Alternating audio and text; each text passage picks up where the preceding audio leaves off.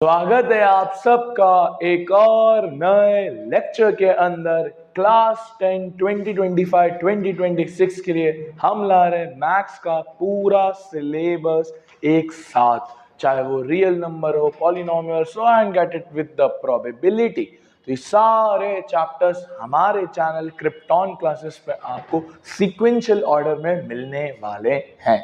तो क्लास 10 अभी अभी आए हो, बेसिक मैथ्स, स्टैंडर्ड मैथ्स में थोड़ी कंफ्यूजन है। बोर्ड्स क्या होगी, 2 बार बोर्ड्स हो रही है, कैसे होगी, क्या पैटर्न है, क्या चीज है, सब धीरे धीरे धीरे धीरे समझ में आने लगेगा। बस आपको हमारे चैनल क्रिप्टॉन क्लासेस को फॉलो करना है, सब्सक्राइब करना है और बेल आइकन को प्रेस करना है ताकि सारी इंफॉर्मेशन आप तक पहुंच पाए। जो हम सबसे पहला चैप्टर स्टार्ट करने जा रहे हैं वो है रियल नंबर। रियल नंबर हम पहले तो कुछ क्वेश्चंस एनसीईआरटी के करेंगे, फिर थोड़े बाहर के भी क्वेश्चंस करेंगे और एक 1 शॉट 10 मिनट का वीडियो भी आएगा चैप्टर खत्म होने के बाद, जहां चैप्टर के मेन कॉन्सेप्ट्स और इक्का दुक्का क्वेश्चन जो आपके सामने में लेके आऊंगा ताकि आपके कॉन्सेप्ट्स और क्लियर हो पाए। तो बिना किसी देरी के लेट्स गेट स्टार्टेड।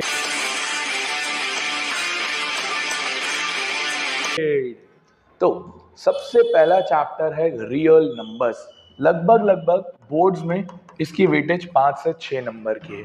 5 नंबर का क्वेश्चन नहीं आता है, 3 नंबर का एक क्वेश्चन आता है, या एक एक और इसमें ऐड करते हुए एक एक नंबर के 2 या 2 नंबर का एक, कभी कभार ऐसा हो जाता है।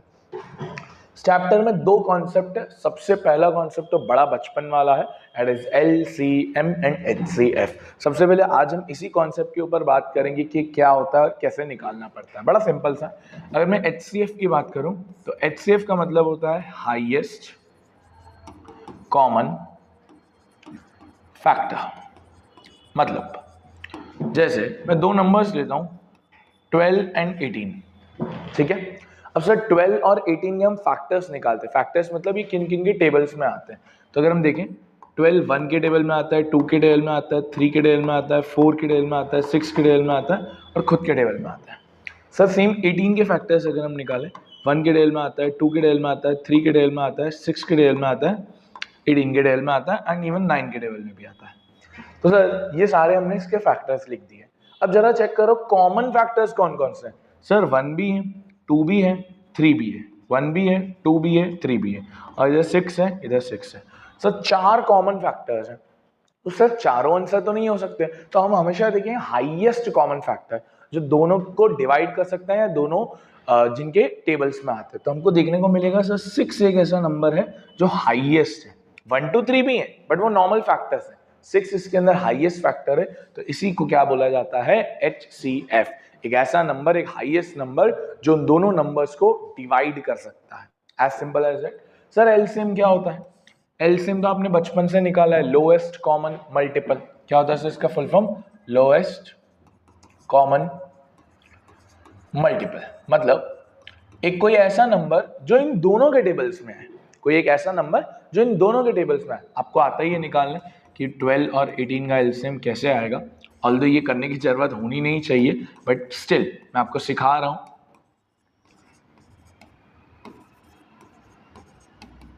तो देखो 2 2 4, 4 3 12, 12 3 36। तो 36 आ गया एलसीएम। अब जरा चेक करो क्या 36 12 के टेबल में आता है? हाँ सर 12 3 क्या 36 18 के टेबल में आता है? हाँ सर 18 2 तो 36 एक ऐसा नंबर है जो दोनों से डिवाइड हो सकता है या दोनों के टेबल में आता है। तो HCF एक ऐसा कॉमन फैक्टर जो उन दोनों को डिवाइड करे। 36 वो नंबर जो इन दोनों से डिवाइड हो जाए। That is the basic concept behind this particular thing. अब सर इसको निकालते कैसे हैं और इसको वेरीफाई करना भी मैं सिखाता हूं आपको। पहले हम निकालना सीखते हैं। तो एग्जाम में क्वेश्चन ऐसे आएगा एनसीईआरटी के अंदर, पहले वेरीफाई नहीं करते हैं, पहले निकालना सीखते हैं। तो 26 एंड 91 का हमको एलसीएम और HCF निकालना है। बड़ा सिंपल है, कुछ ज्यादा लोड वाली चीज नहीं है। अब क्या करेंगे, इन दोनों का प्राइम फैक्टराइजेशन करें। 26 का अलग, 91 का अलग, अलग अलग कर लो, काम आसान हो जाएगा। 2 से जाएगा 13, 13 खुद ही से जाता है 1। 91 7 से जाता है 7 13 जा 13 1 जा। सर ये कर लिया। अब HCF में आप क्या करोगे, आप लिखोगे 26 को 2 इंटू 13, 91 को लिखोगे 7 इंटू 13। ये पहले हमने लिख दिया। अब HCF में आप देखोगे कॉमन, सर हमको तो एक ही चीज कॉमन दिख रही है 13, तो HCF तो कितना हो गया सर 13 हो गया। HCF कितना हो गया सर 13 हो गया। अब सर रही बात LCM की, तो जरा LCM पे खासा फोकस करना कि LCM पे क्या करना है सर हमको। LCM के अंदर हम हमेशा हाईएस्ट डिग्री देखेंगे, हाईएस्ट बार देखेंगे कि कौन सा नंबर आया है। HCF में कॉमन देख रहे थे, LCM में हम हाईएस्ट बार देखेंगे कि कौन सी चीज आ रही है। जरा चेक करो 2 कितनी बार आ रहा है, एक बार, तो एक ही बार लेना पड़ेगा। सर 7 कितनी बार आ रहा है, एक बार, तो एक ही बार लेना पड़ेगा। और 13 दो बार मत बोलना क्योंकि वो अलग अलग सेगमेंट्स में आ रहा है, एक ही बार कॉमनली आ रहा है। तो इसका एलसीएम आ जाएगा मल्टीप्लाई करने पे 13 7 जा 91, 91 2 जा 182। तो ये सर आपका बेसिकली एलसीएम आ जाता है। अब सर जैसे ही एलसीएम और एचसीएफ आया ना, हम हमारे आंसर को क्रॉस चेक भी कर सकते हैं, वेरीफाई भी कर सकते हैं। सर कैसे करेंगे वेरीफाई? बड़ा सिंपल सा फॉर्मूला होता है, फॉर्मूला होता है LCM into HCF is equals to product of two numbers. ये फॉर्मूला होता है। तो एलसीएम हमारा कितना है सर 182, एचसीएफ कितना है सर हमारा 13, प्रोडक्ट यानी वो दो नंबर्स, कौन कौन से दो नंबर्स सर 26 एंड 91, इन दोनों का अगर एलएचएस आरएचएस सेम आ गया तो हमारा आंसर सही है, नहीं आया तो गलत है। अब आओ मैं आपको इसको निकाल के बताता हूँ सर हमारा टोटल आंसर कितना आ रहा है। आपको कैलकुलेटर यूज नहीं करना है, हम टीचर है तो हम कर सकते हैं। 182 इंटू 13 2366, सर ये भी इतना ही आना चाहिए, 26 इंटू 91 एट इज 2366। जैसे ही LHS RHS इक्वल आ जाते हैं, इसी चीज को बोला जाता है कि भाई हमारा आंसर सही है, और इसी चीज को वेरिफिकेशन बोला जाता है। जिस क्वेश्चन में लिखा होगी वेरीफाई करना है तभी करना। जैसे इस क्वेश्चन में लिखा हुआ था, जरा चेक करो, इस क्वेश्चन में लिखा हुआ था इन वेरीफाई द रिलेशन, तो ये वेरीफाई जब बोले तभी करना। तो रिलेशन समझ गए, जो पीछे वाली स्लाइड में भी लिखा था कि अगर A और B दो इंटीजर्स हैं तो HCF इंटू एलसीएम बराबर होगा प्रोडक्ट ऑफ टू नंबर्स के। सबको क्लियर? आओ इसका एक क्वेश्चन और करते हैं, फिर थर्ड क्वेश्चन में आपको दूंगा, ठीक है। अब हमको निकालना है 510 और 92 का। चलो सबसे पहले इसको ब्रेक करना जल्दी से, 510 और 92। चलो 2 से जाएगा 255, 3 से जाएगा 8 और 5 बार फिर 5 से जाएगा 17, 17 जाएगा 1 से। 92 2 से जाएगा 46, 2 से जाएगा 23, 23 खुद से जाता है, प्राइम नंबर है, सिंपल। चलो अब इसको लिख दो जल्दी जल्दी। 510 को हमने लिखा 2 इंटू 3 इंटू 5 इंटू 17। 92 को हमने लिखा 2 इंटू 2 इंटू 23। चलो HCF में हम कॉमन देखते हैं। चलो देखो क्या एक ही 2 कॉमन है? जी सर, तो HCF तो 2 हो गया, एज सिंपल एज दैट। आओ एलसीएम मैक्सिमम बार देखेंगे। देखो इधर एक बार 2 आ रहा है, इधर 2 बार 2 आ रहा है, कितनी बार लोगे? 2 बार मैक्सिमम। 3 एक ही बार आ रहा है, एक बार ले लो। 5 एक ही बार आ रहा है, ले लो। 17 एक ही बार आ रहा है, ले लो। और 23 एक ही बार आ रहा है। इसको मल्टीप्लाई करो और वेरीफाई करो।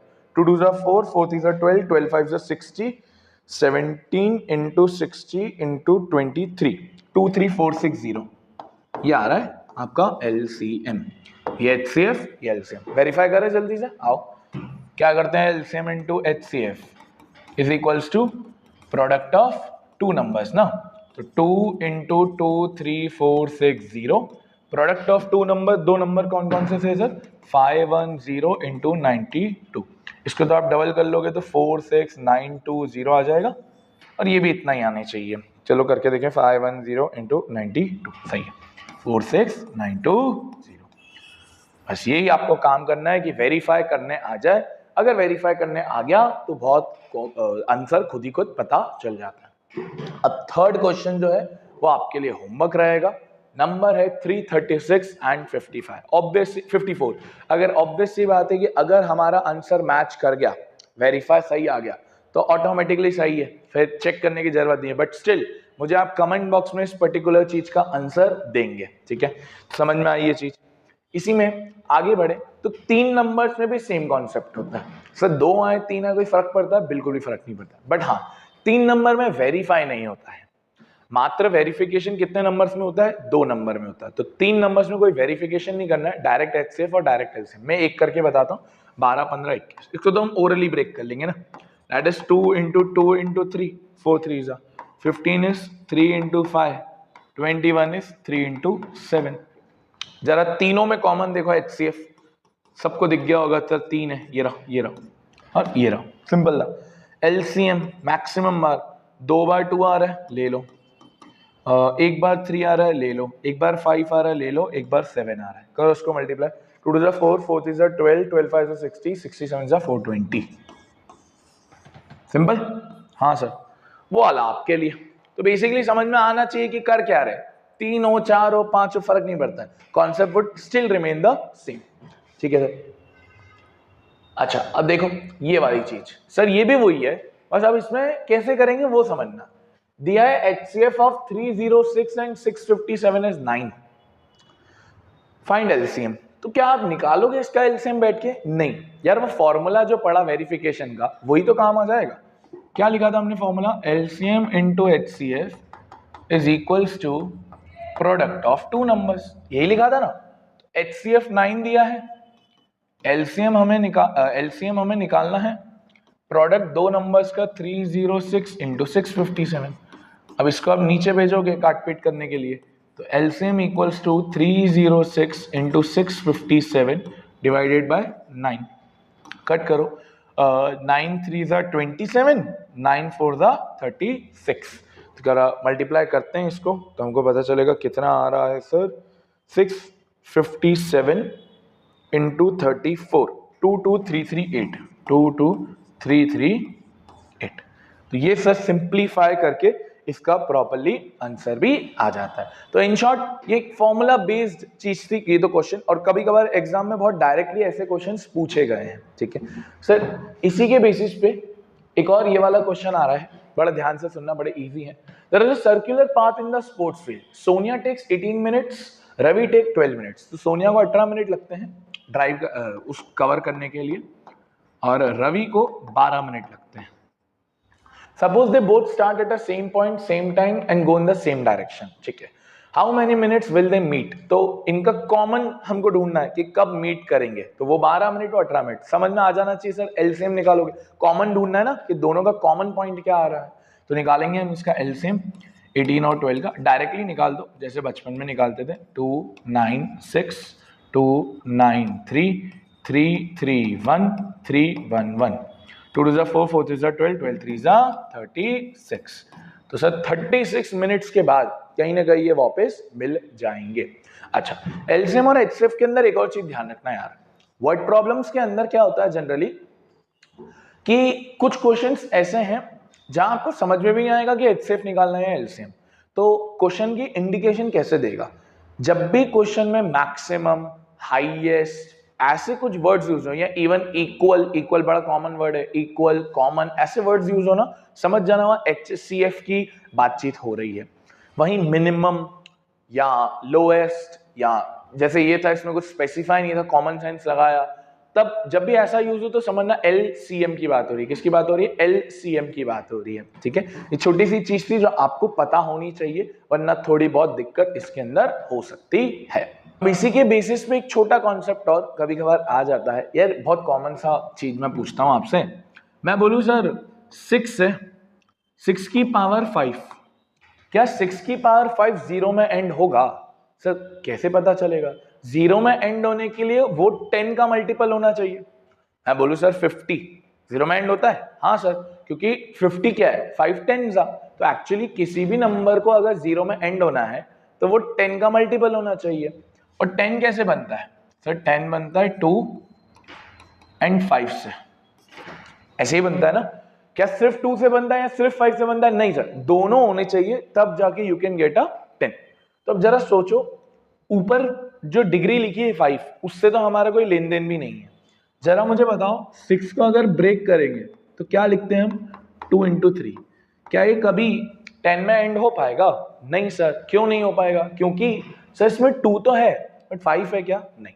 तो अगर किसी भी नंबर को जीरो में एंड होना है तो उसके 2 और 5 दोनों फैक्टर्स होने चाहिए, ठीक है। तो अगर मैं आपको बोलूं 50 या 15 की पावर 1000, तो सर घबराना नहीं, 15 की पावर 1000, अरे कुछ भी नहीं है, हलवा पूरी है। 1000 तो ऐसे ही लिखा है, 1000 की तो अहमियत भी नहीं है। पूछेगा ये डिजिट जीरो में एंड हो रहा है या नहीं हो रहा है, तो कैसे निकालेंगे? 15 के फैक्टर्स निकालो, यही होता है सर।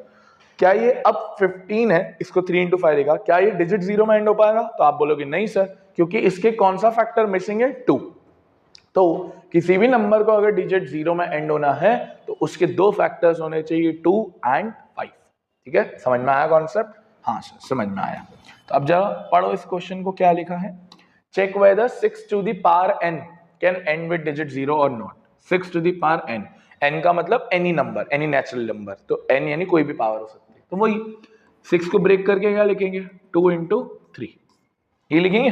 क्या ये डिजिट 0 में एंड होगा? बोलेंगे नहीं सर, क्योंकि 5 फैक्टर नहीं है। तो क्या बोलोगे इसका? Sir it won't and in digit 0 as it don't have both 2 and 5 as their factor. दोनों फैक्टर होने चाहिए सर 2 और 5, वरना काम नहीं चलेगा। समझना ऐसा छोटा सा कॉन्सेप्ट। तो ये है आपकी एनसीईआरटी की सबसे पहली एक्सरसाइज 1.1। तो इरैशनैलिटी के कॉन्सेप्ट पे बढ़ने से पहले हमें छोटी मोटी 2-3 चीजें पता होनी चाहिए। उसी में से एक जो सबसे मेन चीज है वो है को प्राइम नंबर्स। ये क्या होते हैं सर? बड़े ध्यान से समझना, बड़ा इंपॉर्टेंट कॉन्सेप्ट है ये। देखो, एक होते हैं प्राइम नंबर्स मैथ्स के अंदर। प्राइम नंबर्स मैथ्स में वो नंबर्स होते हैं जो या तो खुद के टेबल में आते हैं या 1 के टेबल में आते हैं, that are called as prime numbers, और किसी के टेबल में आते हैं। जैसे दुनिया का सबसे छोटा प्राइम नंबर है 2, जो कि खुद के टेबल में आता है और 1 के टेबल में आता है। 2 के बाद आता है 3। अब 3 के बाद हम 4 नहीं ले सकते, क्योंकि 4 खुद के टेबल में आता है, 1 के टेबल में आता है और इवन 2 के टेबल में भी आता है। तो दुनिया जहान में जितने भी आप इवन नंबर्स होंगे, आप सबको पता है her even number divisible by 2 होता है। तो इसलिए जो पूरे दुनिया में आगे के जितने भी इवन नंबर्स होंगे वो प्राइम नहीं हो सकते। तो अगर आपसे पूछें कि the only even prime number that is only 2। 3 के बाद 4 नहीं हुआ, 5 हुआ, 6 नहीं होगा, 7 होगा, 9 नहीं होगा, 10 नहीं होगा, 11 होगा। ऐसे फॉलो करते करते करते करते हम ये सारे प्राइम नंबर्स निकाल सकते हैं। और सर जो प्राइम नहीं है वो क्या है? जो प्राइम नहीं है वो कंपोजिट है। दैट आर नंबर्स जिनके 2 से ज्यादा फैक्टर्स होते हैं, दैट आर कंपोजिट। तो सर प्राइम नंबर्स तो आपने पढ़े भी हैं, सुने भी हैं और पता भी है। सर ये क्या नंबर्स होते हैं? को प्राइम। को प्राइम ऐसे नंबर्स होते हैं, पहले तो ये पेयर में होते हैं, यानी जोड़ियों में होते हैं। ऐसे नंबर्स होते हैं जो कॉमनली किसी के टेबल में नहीं आते हैं, कॉमनली किसी के टेबल में नहीं आते हैं। फॉर एग्जाम्पल, अगर मैं एक नंबर लूं 15 और लेट्स से मैं एक दूसरा नंबर लूं 22। अब जरा गौर करना, सर क्या 15 प्राइम नंबर होता है? नहीं सर, 15 तो 3 के टेबल में भी आता है, 5 के टेबल में भी आता है, तो प्राइम तो नहीं हो सकता। क्या 22 प्राइम नंबर होता है? नहीं सर, ये तो इवन नंबर है, तो 2 के टेबल में भी आ रहा है, 11 के भी नंबर में आ रहा है, तो सर ये भी प्राइम नहीं है। बट ये दोनों प्राइम नहीं है, बट आपस में को प्राइम है। मतलब क्या ये दोनों कॉमनली किसी के टेबल में आते हैं? चेक करो, कॉमन सेंस लगाओ। क्या 15 और 22 किसी के टेबल में आते हैं कॉमनली? तो आपके दिमाग में आएगा नहीं सर, ऐसा तो कोई टेबल हमें याद नहीं आ रहा जिसके अंदर 15 और 22 साथ में आते हो। तो ऐसे ही नंबर्स को हम क्या बोलते हैं? को प्राइम, यानी जिनका कॉमनली कोई भी फैक्टर नहीं है अदर देन 1। अदर देन 1 सबका फैक्टर होता है। और अगर आप इनका HCF निकालोगे, हाईएस्ट कॉमन फैक्टर, वो 1 ही आएगा। ऐसे नंबर्स को ही हम क्या कहते हैं सर? को प्राइम नंबर्स। एक और एग्जांपल देता हूं मैं, 8 और 9। देखो 8 प्राइम नहीं होता, 2 के टेबल में आता है, 9 प्राइम नहीं होता, 3 के टेबल में आता है। बट चेक करो क्या ये दोनों आपस में किसी के टेबल में आते हैं क्या साथ में? नहीं सर। तो इसलिए इनका जो HCF होगा वो कितना होगा? 1। और इसलिए ये नंबर्स को भी हम क्या कहना चालू करेंगे? को प्राइम। ठीक है सर। तो को प्राइम नंबर्स कौन से होते हैं? जिनका फैक्टर सिर्फ 1। जिनका फैक्टर क्या हो सर? सिर्फ 1। ये ध्यान रखना, बहुत इंपॉर्टेंट चीज है। जिनका फैक्टर सिर्फ क्या हो? 1। तो हमको ये चीज समझ में आ गई। अब एक्चुअली हमको करना क्या है? हमको बचपन में हमने पढ़ा था √2, √3, √5, ये सब इरेशनल नंबर्स होते हैं। अब हमें ये प्रूफ करना है कि ये इरेशनल नंबर्स हैं, ये हमें प्रूफ करना है कि ये इरेशनल नंबर्स हैं। इरेशनल नंबर्स कौन होते हैं? जिसको हम p बाय क्यू के फॉर्मेट में नहीं लिख पाए, फ्रैक्शन की कैटेगरी में नहीं लिख पाए। तो ये चीज के लिए हमें को प्राइम पता होना बहुत जरूरी था। अब आपके सामने एक क्वेश्चन आएगा और ये जो क्वेश्चन है ये बहुत बहुत बहुत बार रिपीटेड क्वेश्चंस में आया है। हर साल ये क्वेश्चन दिख ही जाएगा आपको, बोर्ड्स में भी दिख जाएगा, स्कूल लेवल ऑफ एग्जाम में भी दिखना ही दिखना है, क्योंकि नई मेथड है, नई चीज है, तो हर स्कूल, हर सीबीएसई या हर बोर्ड आपसे ये क्वेश्चन पूछना चाहता है। अब हम सीखते हैं, एक क्वेश्चन सीख जाओगे ऑटोमेटिकली सारे क्वेश्चन का लिंक समझ में आ जाएगा। क्वेश्चन है prove that √2 is an irrational number. जरा स्टेप बाय स्टेप आप लोग समझना कि कैसे हम किसी भी नंबर को इरैशनल प्रूफ करते हैं। तो हम क्या करेंगे, हम सबसे पहले जब इसका प्रूफ करने पहुंचे हैं, क्योंकि हमको √2 को इरैशनल प्रूफ करना है तो हम इसका उल्टा मानेंगे। Let √2 be a rational number. Proof हमें इरैशनल करना है, बट हम मान क्या रहे हैं सर उसे? रैशनल। क्योंकि जो प्रोसेस हम अभी करने वाले हैं ना, at the end of this process actually हो क्या रहा होगा, जो हमने माना है, हमने माना है कि √2 रैशनल है, हम अपने आप को गलत प्रूफ करेंगे, हम अपने आप को गलत प्रूफ करेंगे कि √2 रैशनल नहीं है। तो अगर √2 रैशनल नहीं है तो ऑटोमेटिकली वो क्या बन जाएगा? इरैशनल। तो एक्चुअली ये जो मेथड है इसमें हम अपने आप को गलत साबित करते हैं। इंग्लिश में इस मेथड का एक बहुत प्यारा सा नाम है कॉन्ट्राडिक्शन मेथड या कॉन्ट्राडिक्टरी मेथड, कि हम अपने आप को ही गलत साबित करने चले हैं। आओ सीखते हैं कैसे करेंगे। अगर √2 एक रैशनल नंबर है तो आप सबको पता है रैशनल नंबर को p बाय क्यू के फॉर्म में लिख सकते हैं। जी सर, है ना, ये आपको पता है कि p बाय क्यू के फॉर्म में लिख सकते हैं रैशनल नंबर्स को। और अभी हमने लिखा भी था, सीखा भी था कि p एंड q आर को प्राइम। को प्राइम मतलब इनका एक ही फैक्टर होगा, डेट इज 1। इनका एक ही फैक्टर होगा, डेट इज 1। तो हमको ये पता है कि p एंड q आर को प्राइम जिनका एक ही फैक्टर है 1। अब जरा कॉमन सेंस लगाते हैं, जरा कॉमन सेंस लगाते हैं। अगर मुझे ये प्रूफ करना है कि मैं गलत हूं, मैं गलत हूं, जो मैंने माना है कि ये रैशनल है, मैं चाहता हूं मैं अपने आप को प्रूफ करूं कि मैं गलत हूं, तो क्या करूंगा हमेशा? मैं ये प्रूफ करूंगा कि p और q का 1 से ज्यादा भी कोई फैक्टर होता है। यही प्रूफ करूंगा कि मैं क्या बोलूंगा कि p और q का 1 से ज्यादा भी कोई फैक्टर है।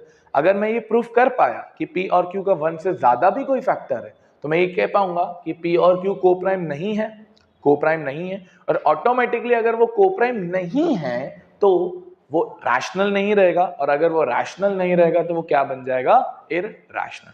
तो नट शेल में कंक्लूडिंग एविडेंस में अगर मैं आपको बोलूं कि हम करना क्या चाहते हैं, हम ये प्रूफ करेंगे कि p और q का 1 से ज्यादा भी कोई फैक्टर है।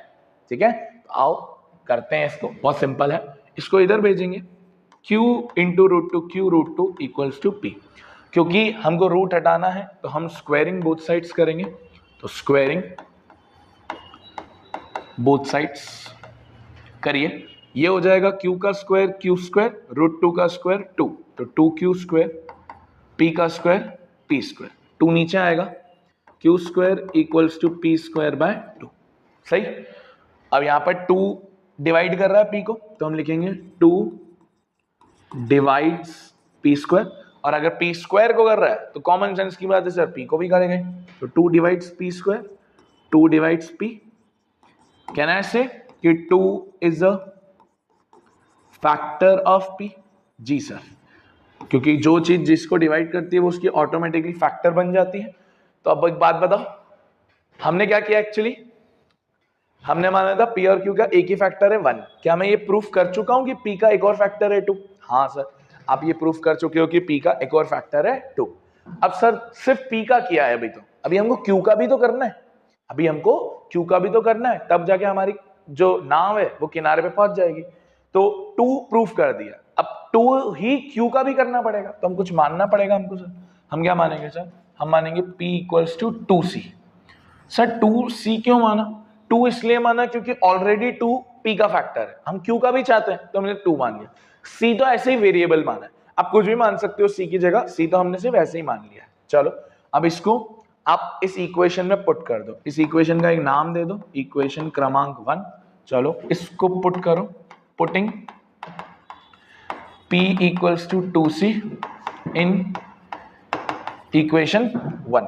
चलो क्या इक्वेशन है sir, Q square equals to P square by 2, P की जगह 2C डाल रहे हैं, उसका स्क्वायर बाय 2, तो 2C का स्क्वायर हो गया 4C स्क्वायर बाय 2, 2 से ये कट गया 2 बार, ये नीचे आएगा Q square by 2 equals to C square.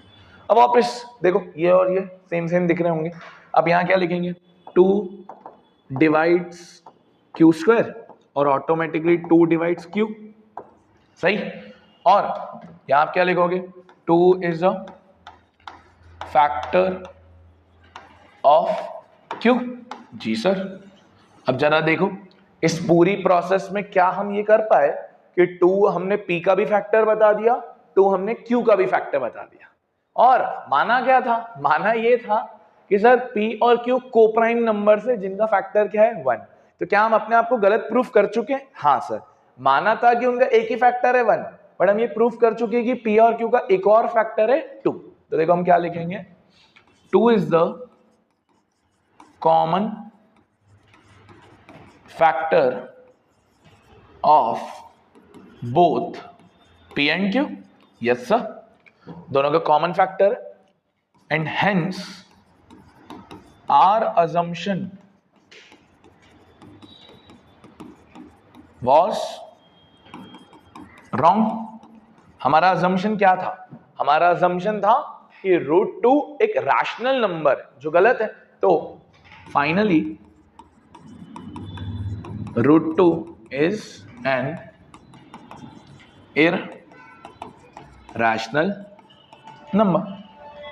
Simplify तो कहने से हम ये कर पाए कि √2 एक इरैशनल है। तो इस तरीके से ये पूरी प्रोसेस वर्क करती है। सिमिलर लेवल पे हम √3 को भी करते हैं, सिमिलर लेवल पे हम √5 को भी करते हैं। This is the whole process. अच्छा सर, अब सेम काम आप √5 के साथ कर सकते हो। मैं √5 के साथ थोड़ा स्पीड में करता हूं क्योंकि हमको समझ तो आ ही गया है। तो देखो हम क्या मानेंगे, let √5 be a rational number, और √5 को हम क्या लिख देंगे, P by Q, where P and Q are coprime. Yes sir. Again इसको इधर भेजेंगे, Q √5 equals to P, squaring both sides, तो 5Q square equals to P square, ये नीचे आएगा Q square equals to P square by 5, वही 5 divides P square, 5 divides P, 5 is a factor of P, ठीक है। अगेन अब क्या मानोगे sir, P is equals to 5C, जैसे वहां 2C माना था या 5C मानोगे, डाल दो इसके अंदर। Q square equals to 25C square upon 5, यहां डाला 5 का स्क्वायर 25, कट किया तो 5 आया, नीचे जाएगा Q square upon 5 equals to C square, यहां लिखोगे 5 divides Q square, 5 divides Q, 5 is a factor of Q। Again यहां लाइन आएगी 5 is the common factor of both P and Q। Yes sir, वही hence our assumption was wrong, and वही finally √5 is an irrational number। तो actually आपको समझ में आ ही गया होगा कि अब हर चीज में यही रिपीट करना है। तो पैटर्न समझो, कॉन्सेप्ट समझो, रेप्लिकेट तो आप कर सकते हो।